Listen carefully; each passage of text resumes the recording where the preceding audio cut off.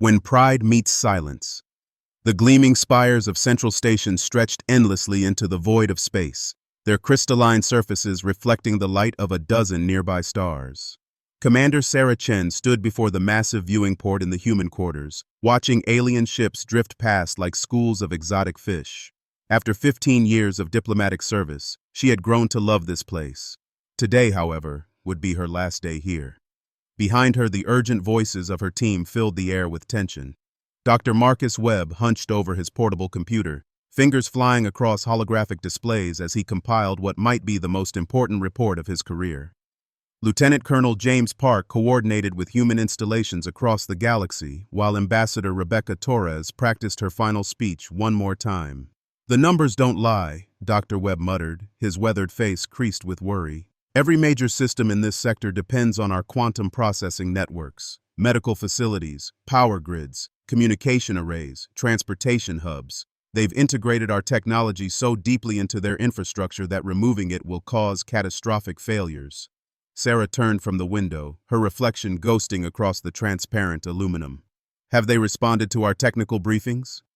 High Chancellor Vextai dismissed them as typical human fear-mongering, Ambassador Torres replied bitterly. He said their scientists have been studying our systems for decades and can easily manage without us. The irony wasn't lost on any of them. The Galactic Trade Assembly had spent the last 3 months debating humanity's membership, with speaker after speaker rising to condemn human emotional instability and dangerous unpredictability. Yet every single one of those speakers lived in stations powered by human fusion reactors, communicated through human quantum networks, and received medical care from human-designed nanotechnology. A soft chime indicated an incoming message. Sarah activated the holographic display, and the stern features of President Maria Santos appeared before them.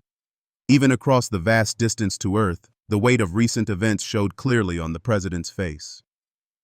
"Commander Chen, the Assembly has reached its decision," President Santos announced without preamble. "The vote was 2847 to 12. Humanity is expelled from the Galactic Trade Assembly effective immediately. All human personnel and assets must be withdrawn from assembly space within 72 hours. Sarah felt her heart sink, though she had expected this outcome. The propaganda campaign against humanity had been building for months, fueled by fears that human technology was creating dangerous dependencies. The older alien civilizations, particularly the Zeridians and Altonians, had convinced smaller species that humanity's rapid technological advancement threatened the traditional galactic order. "What about our allies?" Lieutenant Colonel Park asked. "The Kepler Union and the Centauri Federation abstained from the vote," President Santos replied. "They can't openly support us without risking their own expulsion, but they've privately assured us of continued cooperation." Dr. Webb stepped forward, his scientific mind focused on the immediate practical concerns. "Madam President, I need to be clear about what's going to happen when we withdraw our support systems. The authentication protocols built into our quantum processors will start failing within 72 hours. Without those protocols, every piece of human technology in assembly space will begin shutting down. Have you explained this to assembly leadership?" "Multiple times," Sarah answered. "They insist their own scientists can handle any technical challenges that arise. High Chancellor Vextai personally assured me that they understand our systems better than we do." President Santos was quiet for a long moment, her fingers drumming silently on her desk. "Very well. Initiate protocol exodus. Complete withdrawal of all human personnel and classified technology. Leave only the basic infrastructure they'll need to maintain essential services." "And if they ask for help once the systems start failing?" Ambassador Torres inquired. "Then we'll see if their pride is stronger than their survival instinct," President Santos replied grimly. "But make no mistake, if civilians are in danger, we'll respond regardless of politics. That's what separates us from them." The next 72 hours passed in a blur of coordinated activity. Human transport ships arrived at every installation throughout assembly space, evacuating personnel and removing sensitive equipment with military precision. Sarah watched teams of engineers carefully extracting quantum cores and authentication servers, leaving behind only the minimum necessary to prevent immediate system failures. At the Central Medical Research Facility, Dr. Webb supervised the removal of the primary medical nanobots. Production Center. The facility's director, a 6-armed Altonian named Zethkar, watched nervously as human technicians powered down the sophisticated manufacturing equipment. This seems unnecessarily dramatic, Zethkar commented, his multiple eyes tracking the removal process. Surely we can maintain these systems ourselves. We've been working with this technology for over a decade. Dr. Webb paused in his work, turning to face the alien physician. Throughout their years of collaboration, he had developed genuine respect for Zethkar's medical expertise, but the alien's understanding of human technology remained frustratingly superficial. Zethkar, these nanobots require constant updates to their programming matrices, Dr. Webb explained patiently. The quantum processors that generate those updates are genetically locked to human DNA patterns and Earth-based authorization codes. Without regular authentication, the nanobots will dissolve harmlessly rather than risk causing harm. How long do we have? 72 hours from the moment we shut down the authentication servers. After that, every medical nanobots in assembly space will begin failing simultaneously. Zethkar's confidence wavered slightly. And there's no way to transfer those authorization codes to our systems? The security protocols are built into the quantum architecture itself. Even we couldn't bypass them without completely rebuilding the technology from scratch. That's exactly why we designed them that way, to prevent misuse. Meanwhile, at the massive power generation facility on Kepler Station, Chief Engineer Rosa Martinez was having a similar conversation with the facility's Zeridian overseer. The alien's scaled features showed increasing concern as Rosa explained the cascade failure that would begin once the human quantum controllers went offline. These fusion reactors have been operating perfectly for 8 years, the overseer protested. Surely they can continue running without constant human oversight. The quantum balance calculations happen millions of times per second, Rosa replied, gesturing to the massive containment chambers that generated power for half the sector. The slightest miscalculation could destabilize the fusion reaction. Our safety protocols will shut down the reactors completely, rather than risk a catastrophic failure. But that would leave our entire station without power, which is why we're offering to train your engineers on emergency manual override procedures, Rosa said calmly. The backup systems can maintain basic life support for several weeks if necessary. The Zeridian's confidence cracked visibly. Several weeks? We have over 2 million residents on this station. Then I suggest you start that training immediately. Similar scenes played out across assembly space as human engineers patiently explained the technical realities their replacements would face. In every case, the response was the same. Alien confidence gradually giving way to barely concealed panic as they began to understand the scope of their dependency on human technology. High Chancellor Vextai, however, remained unmoved by these warnings. During the final diplomatic meeting, he dismissed human concerns with characteristic arrogance. Your people have always been prone to exaggeration, he declared to Commander Chen. This is clearly an attempt to make the Assembly reconsider our decision through fear tactics. Our own technical assessments show that any transition difficulties will be minor and temporary. Sarah had prepared for this response. She activated her personal communicator and spoke clearly. Dr. Webb, please begin the final shutdown sequence for all human authentication servers in assembly space. Sarah, are you certain? Dr. Webb's voice carried across the communication channel. Once we start this process, there's no way to reverse it remotely. The Chancellor has made his position clear. Begin shutdown. High Chancellor Vextai watched with growing unease as holographic displays throughout the meeting chamber began showing authentication servers across the galaxy powering down one by one. Red indicators spread across the status board like a disease, marking the end of human technical support for an entire galactic civilization. This is unnecessarily dramatic, the Chancellor insisted, though his voice lacked its previous confidence. This is reality, Sarah replied simply.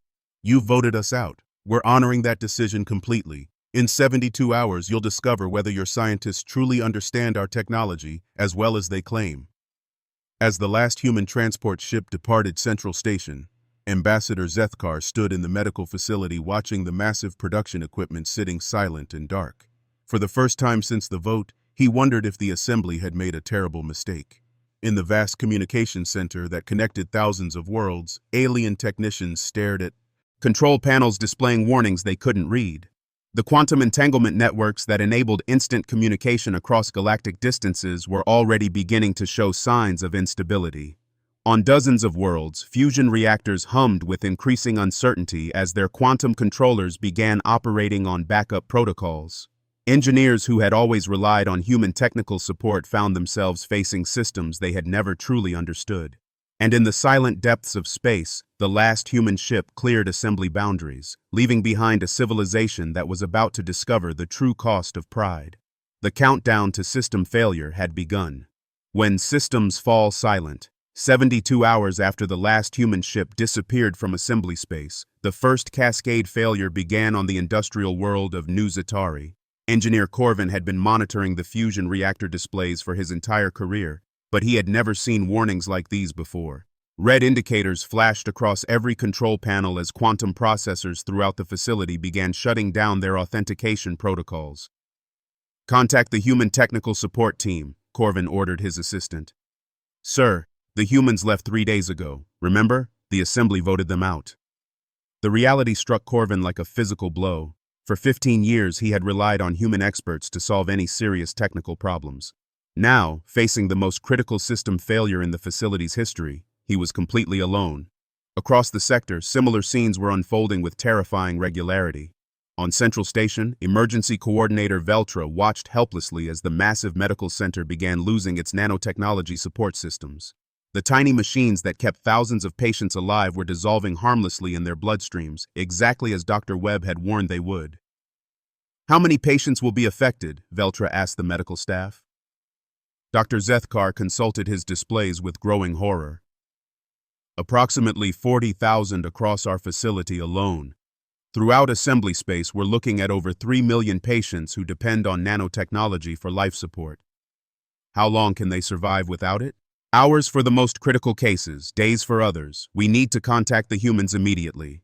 But Veltra had already tried. High Chancellor Vextai had issued strict orders that no assembly member would request assistance from humanity under any circumstances. The Chancellor's pride had become more important than the lives of their own people. In the sprawling communication complex that served as the nervous system for galactic civilization, Chief Operator Thaisal watched decades of technological advancement collapse in real time. The quantum entanglement networks that allowed instant communication between star systems were failing one by one as their authentication protocols expired. Without these networks, messages that once traveled instantaneously across the galaxy would now take weeks or months to reach their destinations. Trade coordination, emergency responses, diplomatic communications, all of it was grinding to a halt. "Try to re-establish connection with the Kepler Union," Thaisal ordered desperately. "Sir, their quantum signature is no longer responding. The authentication keys have expired." "What about manual override protocols?" "The humans never shared those with us. They said the systems were designed to be tamper-proof." Meanwhile, on the mining world of Proxima Tertius, the situation was becoming critical. The massive excavation equipment that extracted rare minerals from the planet's core was powered by human-designed fusion reactors. As those reactors began shutting down one by one, millions of workers found themselves trapped in underground facilities with failing life support. Mine Supervisor Getheros had sent increasingly desperate messages to Assembly headquarters, but the response was always the same: find a solution using their own resources. The Chancellor refused to admit that the Assembly needed human help. "Sir, we have maybe 6 hours of emergency power remaining," reported his chief engineer. "After that, the air recycling systems will fail and we'll lose everyone in the deep mines." "How many workers are we talking about?" "Approximately 50,000 in the primary excavation zones." Gethro stared at the numbers on his display, each one representing a life that would be lost because of political pride. He made a decision that would cost him his career but might save his people. "Open a priority channel to Earth, emergency frequency." On Earth, President Maria Santos was monitoring the crisis from the emergency command center deep beneath the capital. Reports streamed in from monitoring stations along the assembly border, painting a picture of unprecedented galactic catastrophe. "Medical emergencies on 47 worlds," reported Admiral Chen, Sarah's older brother, who commanded Earth's rapid response fleets. "Communication blackouts affecting entire sectors. Power grid failures causing ecological disasters on at least 12 inhabited planets." "Any requests for assistance from Assembly leadership?" President Santos asked. "None officially, but we're receiving desperate emergency transmissions from individual facility commanders. Proxima Tertius is requesting immediate evacuation support for trapped miners. The Central Medical Research Facility is pleading for nanotechnology experts to save their patients." Dr. Webb, who had returned to Earth with the evacuation fleet, provided his technical assessment. "Madam President, the cascade failures are happening faster than I predicted. The quantum systems were more interconnected than even we realized. When one network fails, it triggers protective shutdowns in related systems. How bad is it going to get? If current trends continue, we're looking at complete infrastructure collapse throughout assembly space within the next 48 hours. This isn't just inconvenience anymore. This is the potential death of entire civilizations. President Santos studied the holographic displays showing system failures spreading like wildfire across the galaxy. Each red indicator represented countless lives hanging in the balance while their leaders chose pride over survival. Admiral Chen, what's the status of our humanitarian response fleets? Fully loaded and standing by at the assembly border. Medical ships, emergency power generators, evacuation transports, engineering teams, everything we need to provide immediate assistance. And our legal position if we intervene without official invitation? Technically, we'd be violating assembly sovereignty, the president's legal advisor replied, but we're also talking about preventing genocide on a galactic scale. The decision should have been simple, but President Santos understood the broader implications. If humanity rushed in to save the assembly without being asked, it would only reinforce alien perceptions of humans as dangerously impulsive and unpredictable. But if they waited for an official request that might never come, millions would die. The breakthrough came from an unexpected source. Ambassador Zethkar, the Altonian physician who had worked closely with human medical teams, sent a personal message to Dr. Webb on an old research frequency. Dr. Webb, I know we have no right to ask for your help after what the assembly did to your people. But children are dying in our medical facilities. Entire families are suffocating on mining worlds. I'm not speaking as an assembly representative. I'm speaking as someone who has seen human compassion in action. Please.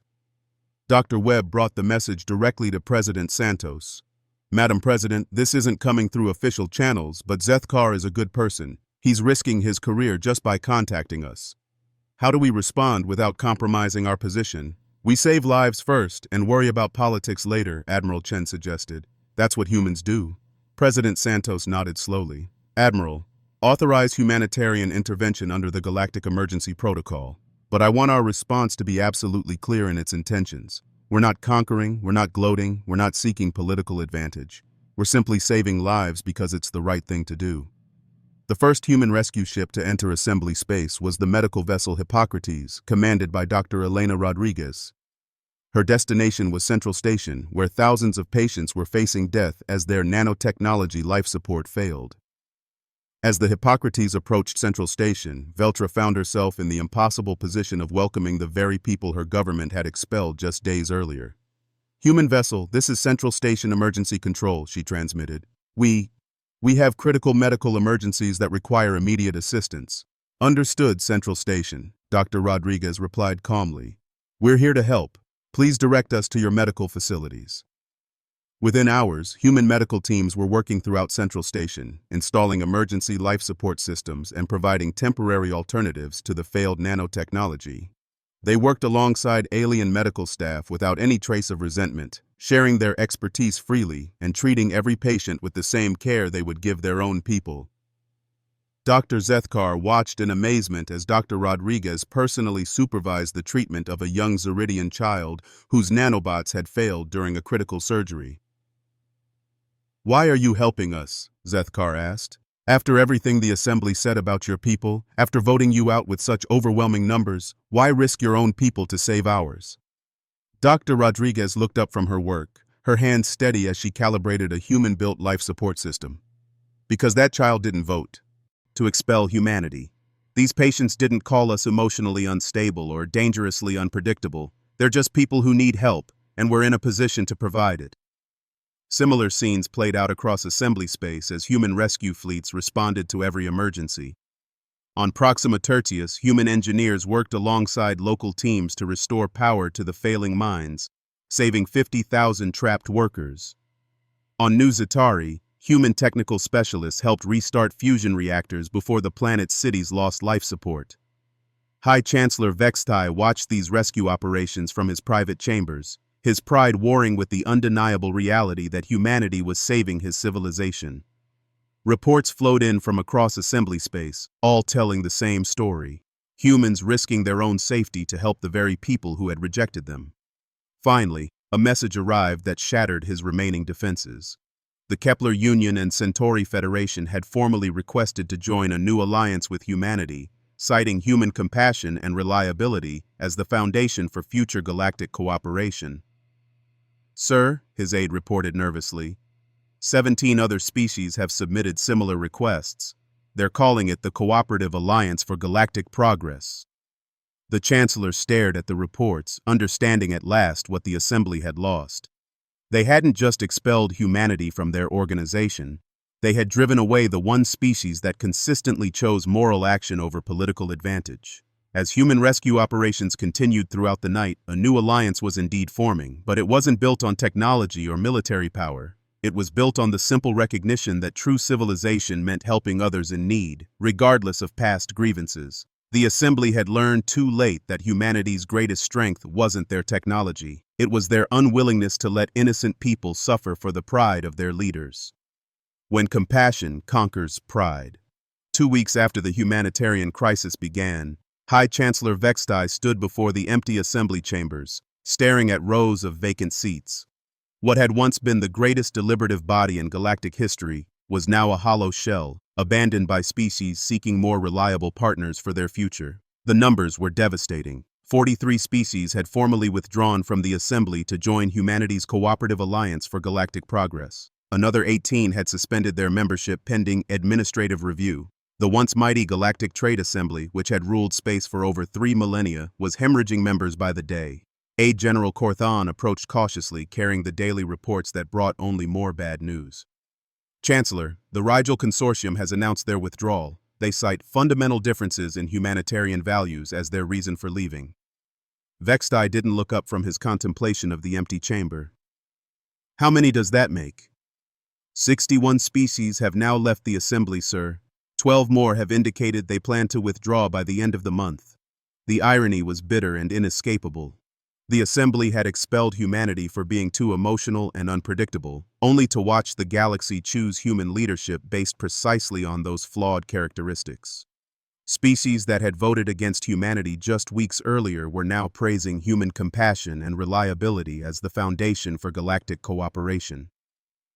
Meanwhile, aboard the human diplomatic vessel New Horizon, Commander Sarah Chen was experiencing a very different kind of challenge. The ship's conference rooms were filled with alien ambassadors seeking membership in the new alliance, each bringing proposals for cooperation and mutual assistance. Ambassador Torres had barely finished one meeting before the next delegation arrived. The Kepler Union wanted to formalize their mutual defense treaty. The Centauri Federation was proposing joint research initiatives. Even former Assembly strongholds like the Altonian hegemony were quietly exploring the possibility of switching allegiances. "We're processing membership applications faster than we can review them," Torres reported to President Santos during their daily communication. 47 species have submitted formal requests to join the Cooperative Alliance. Another 23 are asking about observer status. President Santos studied the diplomatic reports from her office on Earth. The situation was unprecedented in galactic history. The complete dissolution of an established interstellar government and its replacement by a new organization built on entirely different principles. "What about the original Assembly members? Any movement from the core species?" "The Zeridians are holding firm," Sarah replied from her position at the conference table. "Chancellor Vextai has issued statements calling the new alliance an emotional overreaction to temporary difficulties, but their own member species are leaving in droves." Dr. Webb, who had been coordinating the massive relief efforts, joined the conversation via holographic link. "Madam President, the technical restoration is proceeding ahead of schedule. Our engineering teams have successfully re-established basic infrastructure on all affected worlds. More importantly, we're training local technicians to maintain these systems independently." This was the crucial difference between the old Assembly approach and humanity's new alliance. Rather than creating dependencies, humans actively worked to ensure their partners could function independently. Every piece of technology came with complete technical documentation, comprehensive training programs, and local production capabilities. Admiral Chen provided the military perspective from his flagship. "Our rescue fleets are being overwhelmed with requests for permanent cooperation agreements. The Proxima Mining Collective wants to establish a formal partnership for emergency response. The Central Medical Federation is proposing joint research facilities." "And our response?" We're saying yes to everything that promotes genuine cooperation, Sarah answered. No exclusive deals, no strategic dependencies, no political leverage, just mutual assistance and shared technology. The breakthrough moment came when Ambassador Zethkar arrived at the New Horizon carrying credentials from an unexpected source. The Altonian medical community had voted to withdraw from the assembly independently of their government, forming their own representative body specifically to join the Human Alliance. This is unprecedented, Zethkar explained to Sarah during their private meeting. For the first time in our history, professional organizations are acting independently of political leadership. The doctors, engineers, and scientists who worked with your people understand what we've lost. What about your government's reaction? Officially, they condemn our actions as treason. Unofficially, they're terrified. Half their population works in professions that depend on cooperation with other species. If the professional organizations leave, their entire economy collapses. This pattern repeated across former assembly space. Engineers who had worked with human technical teams formed independent consortiums.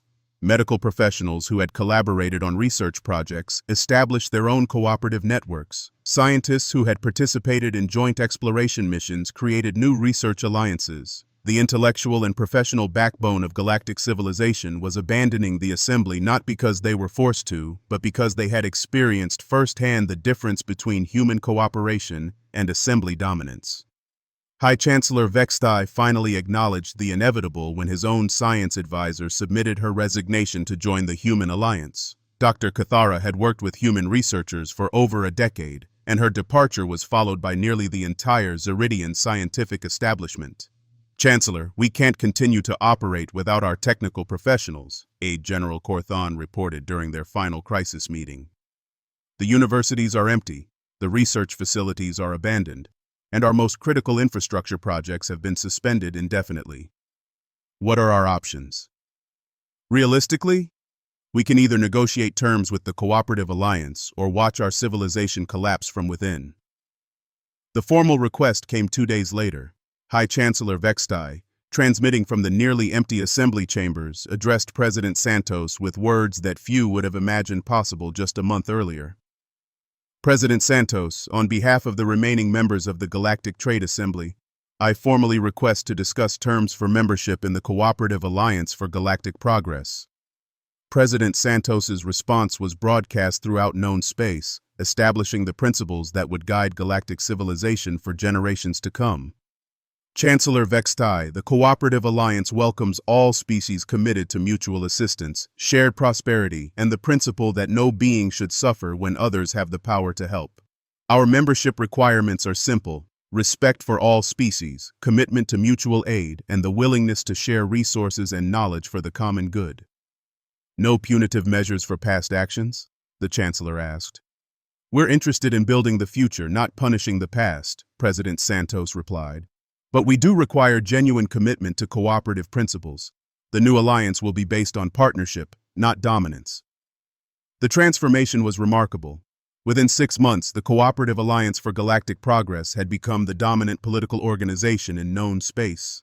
The old Assembly's authoritarian structure was replaced by a cooperative framework where decisions were made by consensus rather than by the dominance of older, more powerful species. Technology sharing became mandatory and complete. Medical advances were distributed freely to all members. Engineering innovations were taught openly to anyone interested in learning. Scientific discoveries were published immediately for the benefit of all species. The result was an explosion of innovation and prosperity that exceeded anything achieved under the old assembly system. When knowledge was shared freely rather than hoarded for political advantage, every species contributed to and benefited from galactic progress. Ambassador Zethkar, now serving as the Alliance's first director of medical cooperation, often reflected on the irony of the situation. We expelled humanity for being too emotional and unpredictable, he would tell new members during orientation sessions. But those same emotions, compassion, determination, willingness to help others, turned out to be exactly what galactic civilization needed. Commander Sarah Chen, now serving as the Alliance's first Secretary General, established the principles that would guide the organization for centuries. We measure our success not by our power over others, but by our willingness to help others succeed. We judge our advancement not by our technological achievements, but by our commitment to ensuring that the benefits of progress reach everyone. The old Galactic Trade Assembly continued to exist technically, but it had become irrelevant. Reduced to fewer than a dozen member species, it maintained control over only a small portion of former assembly space. Most of its members were actively seeking ways to leave without losing face. High Chancellor Vextai, in his final address as assembly leader, acknowledged the truth that had taken too long to recognize. We confused authority with leadership, compliance with cooperation, and control with civilization. Humanity showed us the difference. The galaxy had learned a fundamental lesson about the nature of true strength. Military power could conquer territory, technological advancement could create dependencies, and political maneuvering could achieve temporary victories. But only genuine compassion could inspire the kind of voluntary cooperation that built lasting civilization. Years later, when historians studied the Great Transition, they would identify the moment when humanity was expelled from the assembly as the beginning of a new age in galactic development. Not because humans had proven their superiority, but because they had demonstrated that real leadership meant serving others rather than ruling them. The species that had once dismissed humanity as too emotional and unpredictable now looked to human examples when facing their own moral challenges. Children across the galaxy learned about the human rescue fleets that risked everything to save people who had rejected them. Scientists studied human research methods that prioritized open collaboration over competitive advantage. And in the great archives of the Cooperative Alliance, the most treasured documents were not treaties or technical specifications, but the simple emergency transmissions from human rescue teams. We're here to help. Please direct us to those who need assistance. The galaxy had discovered that true civilization wasn't built on technology or power. It was built on the willingness to help others, especially when there was no benefit in return. Humanity hadn't conquered the galaxy through force or cunning. They had won it through compassion, and that made all the difference.